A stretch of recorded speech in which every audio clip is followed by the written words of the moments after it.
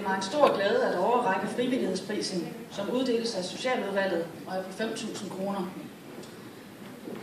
Der er en lille fejl i den slide, vi kan kigge på heroppe, men tidligere fik Helen, Natteravnene og Michael fra Dansk Folkehjælp vundet. Prisen gives til nogen, der har ydet en særlig indsats for det frivillige sociale arbejde lokalt. Vi indførte prisen for at synliggøre og anerkende den store frivillige indsats på socialområdet, hvor mange borgere hver eneste dag hjælper sårbare medborgere. En kæmpe tak til jer alle sammen. I år har vi modtaget 12 forslag, fordelt på i alt 11 kandidater. Det er Eva Andersen, det er Per Larsen Ravn, Foreningen Mandag, Mona Rask, UFL, Unge for Ligeværd Vestjylland, Vagn Olsen, Carlo Nielsen og Jørgen Pedersen, samt 4 gode forslag på frivillige og foreninger fra helt andre områder. De er så vidt muligt sendt videre til aftens andre priser. Struer Frivillige Center har nomineret 3 af forslagene til Socialudvalgets endelige beslutning.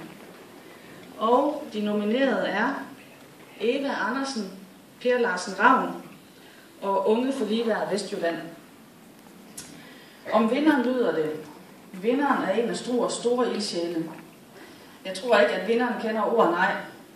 For vinderen siger altid ja, når folk spørger. Og det gør de tit, da vinderen er både flittig, arbejdsom og dygtig organisatorisk. Samtidig er han et godt menneske, som offrer al sin fritid på det frivillige arbejde. Ups! Heldigt overalt og garant for, at tingene bliver gjort med godt humør og smil på læben. Vinderen går aldrig af vejen for at give trængende en hjælpende hånd. Om det så er noget praktisk eller blot en god snak, så er der nok nogen, der ved, hvad jeg vil sige nu. Men vinderen af årets frivillighedspris er Per Larsen Ravn.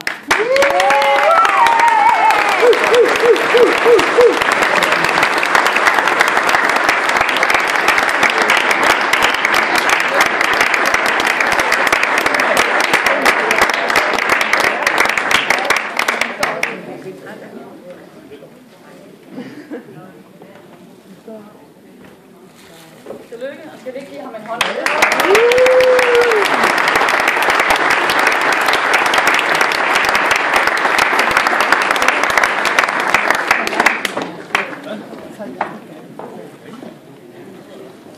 Ja, Aline Hove, du skal ikke rende så langt væk, fordi du står